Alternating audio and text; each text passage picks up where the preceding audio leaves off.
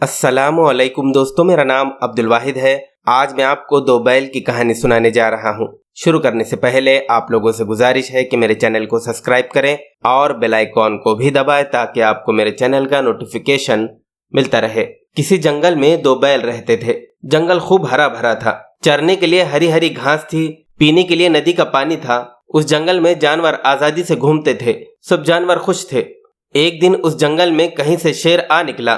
وہ جانوروں کو شکار کرنے لگا۔ کبھی کسی ہرن کو شکار کر لیتا، کبھی کسی گائے کو پکڑ کر کھا جاتا۔ شیر نے بہت سے جانوروں کو کھا لیا۔ جو باقی بچے تھے وہ ڈر کے مارے جنگل سے بھاگ گئے۔ دونوں بیلوں کو بھی شیر کی خبر ہوئی۔